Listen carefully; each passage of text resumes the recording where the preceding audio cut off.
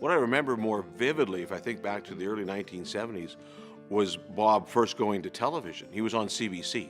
I believe they called the newscast back then Hour Class. And Bob would show up to do his editorials. He did this for a couple of years, but he'd show up to do his editorials and he'd do them from a pulpit, dressed like a minister. And it was more like the sermon, of Bob Layton. And it was compelling television, great theater, very innovative for its day, would be extremely innovative if he did it today. So that's probably the first time that I really noticed, man, this guy is, he's different.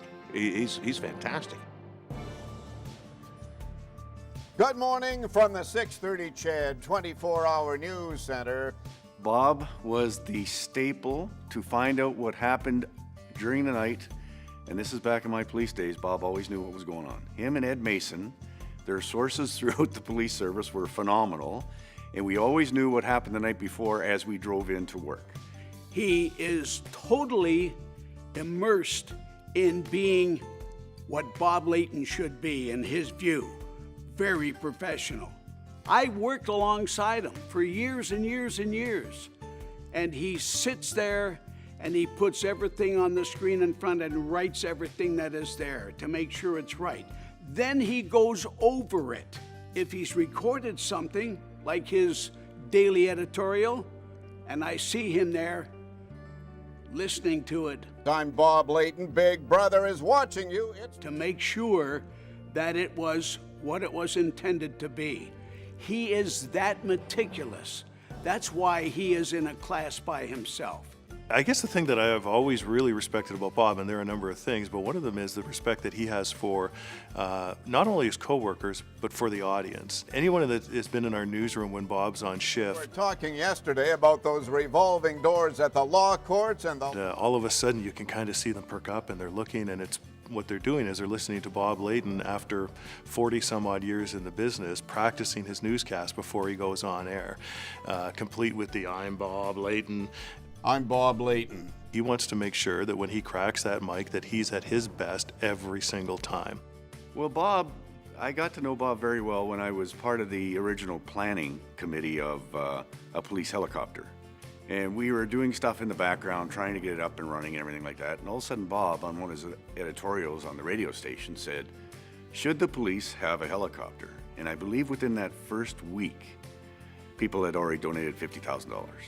And because of Bob's work and getting the community involved in it, it was an easy sell. Well, Bob loved to come up in the helicopter whenever he could. And just as we were starting the machine up, a pursuit came in.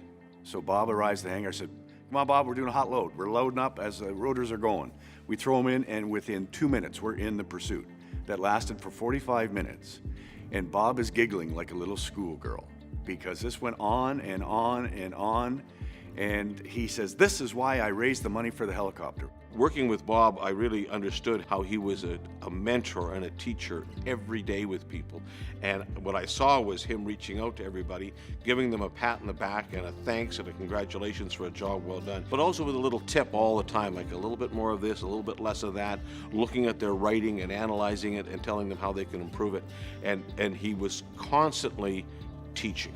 Here he is doing an editorial every day, which for most of us, that would be more than a full-time job.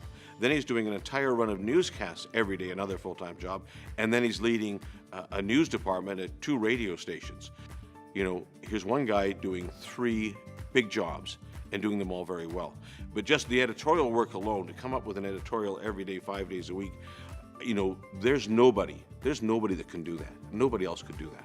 We've been talking for years in Edmonton about He's been one of the first early adopters to the things that we wanted to do online and with new media and with social media. And once he commits to something, he does it every single time. We did ask him to write a blog shortly after we got this thing called a website, which was new to all of us at that time. And Bob hasn't missed a day. He's not a man that ever seems to have a whole lot of downtime. I don't think he ever gives himself time to be bored. We're happy to have him as long as he'll continue to do what he's doing for us. With the court's catch and release program where dangerous people... And happy to let him kind of dictate what that looks like in the future. I wish for Bob, a future of discovering new places and new adventures with his family and especially with his wife, Mark. I wish him the best of luck. but I couldn't think of a better man who's an ambassador for this city than Bob Layton. I wish him absolutely nothing but the best. Absolutely the best that Bob could ever wish for. I wish for Bob.